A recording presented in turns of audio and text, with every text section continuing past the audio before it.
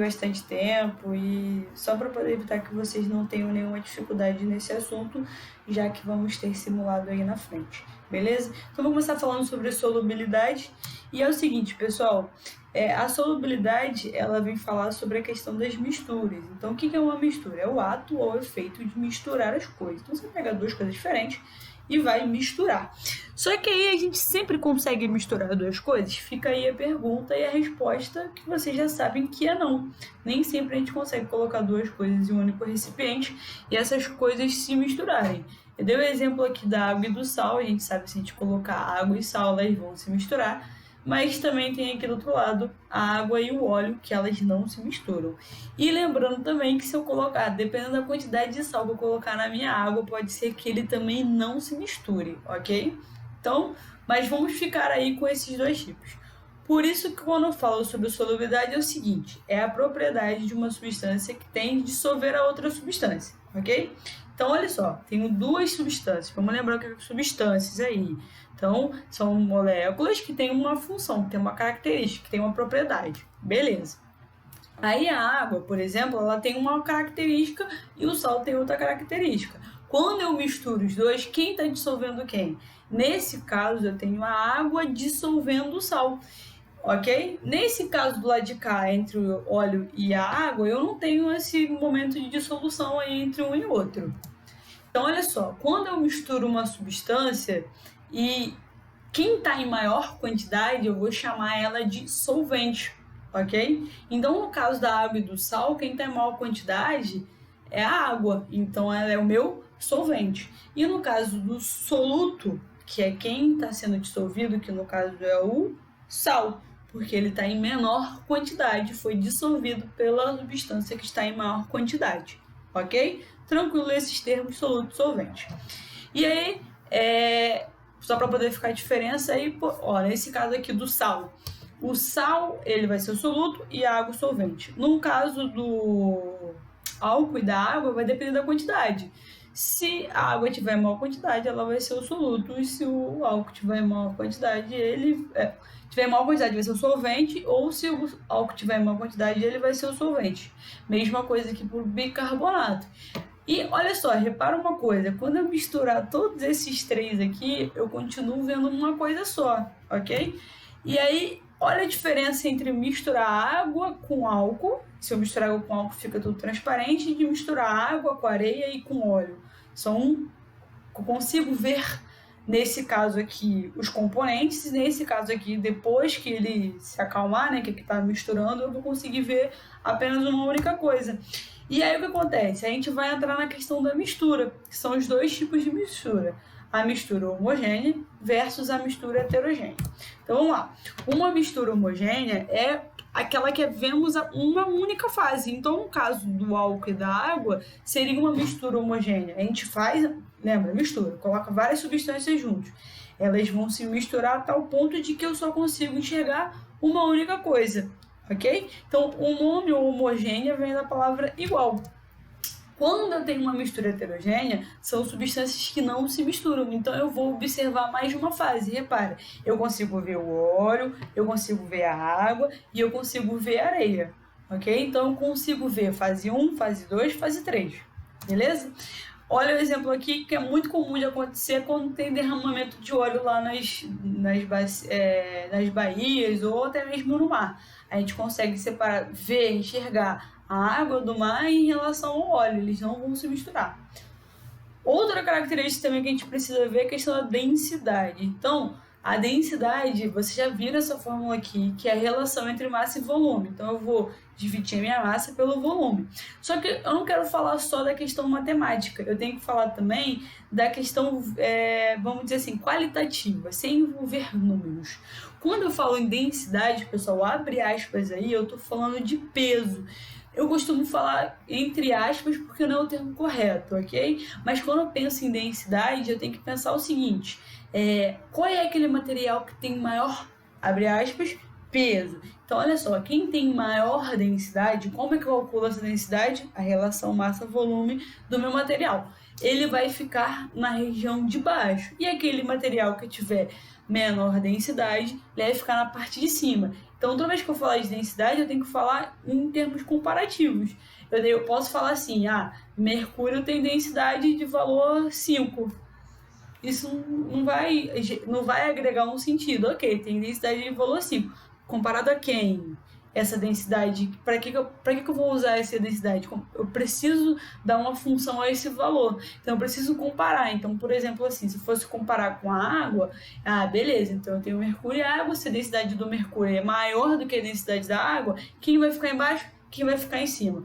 Nesse caso, quem ficaria embaixo seria o mercúrio, já que o valor de densidade dele é maior, e a água ficaria em cima, já que o valor de densidade da água padrão é 1,0. Então, foi estabelecido que a densidade da água seria 1, e a partir disso, foi dando-se os outros valores para todas as substâncias, ok? Então, olha só, aqui que está o esquema da densidade.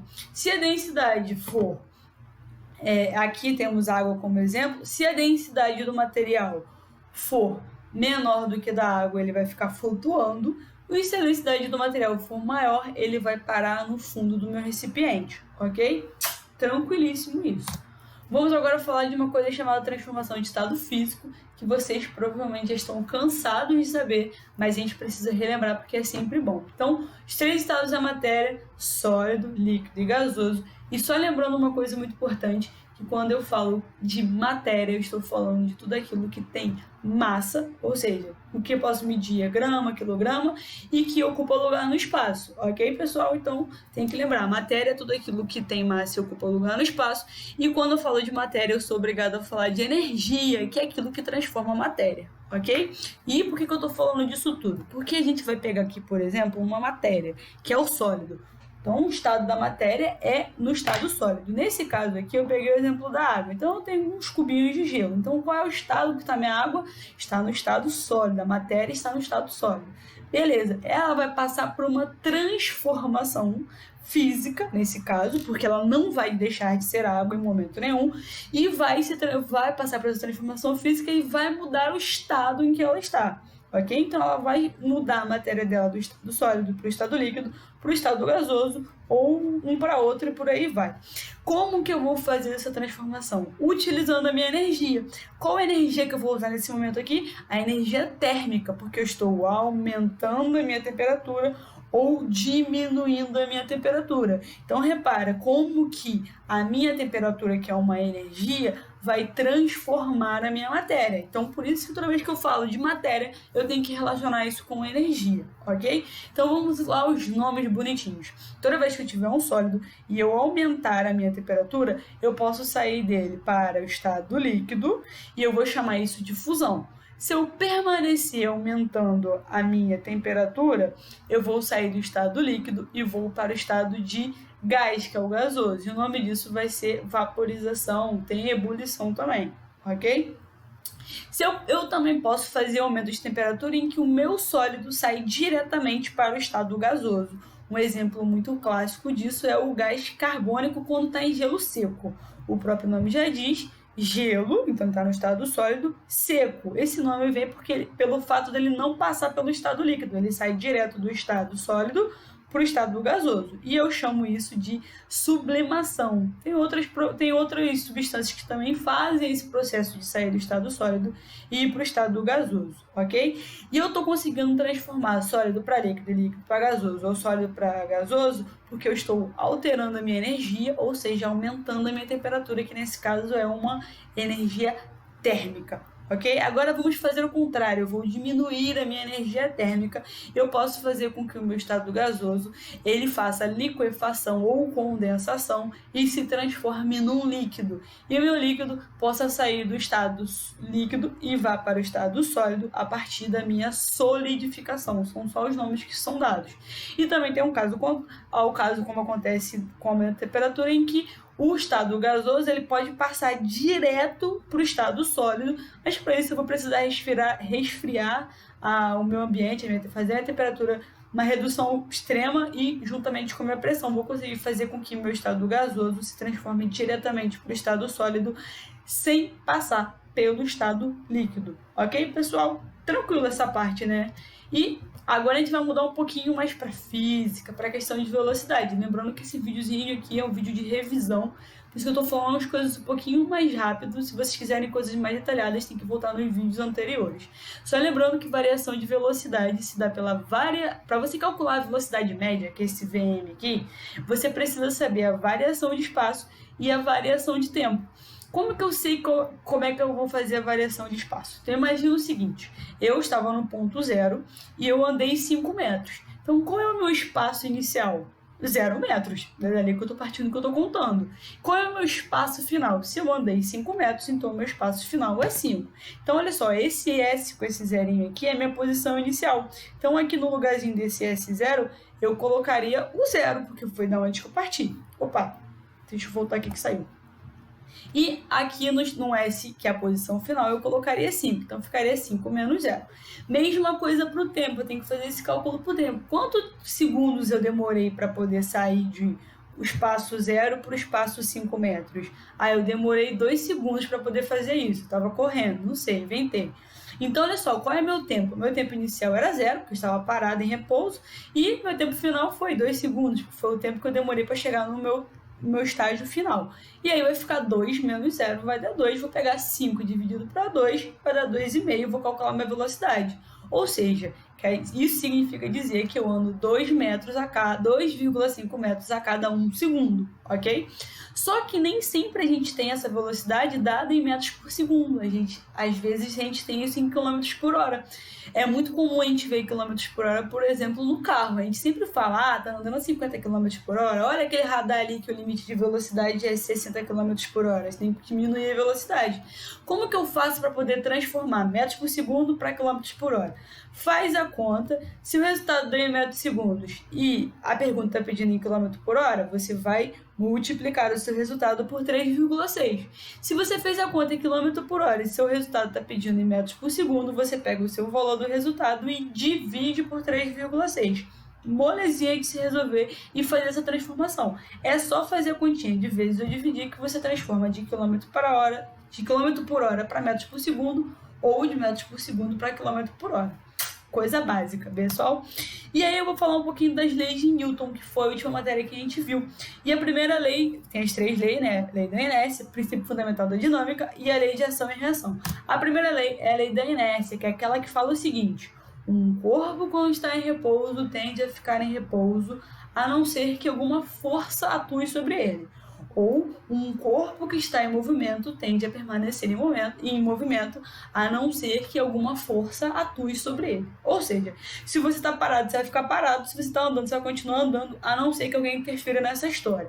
Então, lembrando lá da figura que eu mostrei, tem um carinha andando da bike, então ele estava em movimento na bike, e alguma coisa de fora, alguma força externa, que nesse caso aqui foi uma pedra, fez com que a bike saísse do estágio de movimento e passasse para o estágio de repouso. Eu parei a bicicleta. Acontece que nesse momento aqui eu tinha o cara e a bicicleta em movimento, só que a pedra parou somente a bike, e aí o cara que estava em movimento ele vai permanecer em movimento, por isso que ele é lançado para frente, ok? Então, só lembrando, a força externa que atuou aqui foi a pedra e ela parou somente a bike, ela não parou o cara. E lembrando que os dois estavam em movimento. Então, já que a lei de Newton fala que aquilo que está em movimento permanece em movimento, o cara que estava em movimento ele vai ser lançado para frente porque ele vai permanecer em movimento. A segunda lei de Newton, que é o princípio fundamental da dinâmica, é aquelazinha da fórmula em que a gente tem a força igual a massa vezes a aceleração. Lembrando que essas setinhas aqui de cima tem a ver com que eles são grandezas vetoriais. Significa dizer que eles têm direção e sentido. Então, eu não posso falar simplesmente que eu apliquei uma força de 10 Newton. Eu tenho que falar, eu apliquei uma força de 10 Newton na horizontal virando para a direita. Eu tenho que dar essa informação. Mesma coisa para aceleração. Minha aceleração foi de 2 metros por segundo ao quadrado, na vertical, no sentido para cima. E é isso aí. Então eu tenho que dar essa informação. A massa é uma grandeza escalar. Se eu falar, eu tenho 80 quilos, eu não preciso dizer mais nada. 80 quilos já é suficiente. para poder eu resumir essa grandeza aqui. E aí é o seguinte, pessoal, eu peguei um exemplo bem facinho para poder dar para vocês. Olha só, um corpo com massa de 5 kg é submetido a uma aceleração de 5 metros por segundo ao quadrado. Então, a pergunta é, qual a intensidade da força que atua sobre ele? Eu sei que tem uma aceleração e que ele tem uma massa e tem uma força atuando sobre ele. Eu preciso saber quanto que vale essa força. Seria a mesma coisa de eu estar empurrando algum objeto aí da sua casa. Então, olha só, eu preciso descobrir qual é o valor da minha força. Eu sei que minha massa vale 5 kg e que minha aceleração é 5 metros por segundo ao quadrado. Eu preciso só aplicar isso. Um 5 eu vou substituir no valor de m e o outro 5, que por sinal ficou bem óbvio, eu vou substituir no valor de a. Quando eu fizer 5 vezes 5, eu vou ter que meu resultado é 25. Lembrando da unidade, a unidade é Newton. Newton em homenagem, né, a quem criou a lei, e lembrando que quando eu falo isso da minha força, eu tenho que dar direção e sentido para ela. Então, continha molezinha para ser resolvida, beleza? Dando continuidade aí, a gente tem agora a última lei, que é a ação e reação, e ela fala o seguinte, pessoal: toda ação gera uma reação de igual intensidade. E quando eu falo intensidade, eu estou falando de um valor numérico, ok? Então, se eu der um soco de 10 newton, eu vou receber uma reação de 10 newton. Acontece que eu vou estar no sentido oposto. Então, vamos ver o exemplo aqui do martelo? Vamos supor que o martelo tenha aplicado uma força em cima desse prego de valor de 10 newton. Então, ó, essa setinha vermelha aqui, ó, ela é referente à força de 10 newton aplicada pelo martelo, ok? Só que como toda ação gera uma reação, o prego também está aplicando uma força de 10 newton no martelo. Só que ela tem um sentido contrário. Enquanto o martelo está aplicando uma força para baixo, o prego está aplicando uma força de 10 newton para cima. E como é que a gente observa isso visualmente? Como é que a gente percebe que isso está acontecendo? Simples. Quando você martela um prego, o martelo não fica grudado no prego, ele geralmente bate e volta. Esse sentido de bate e volta é quando a gente percebe que foi aplicada uma força, uma reação à sua ação, ok? Pessoal, isso aí é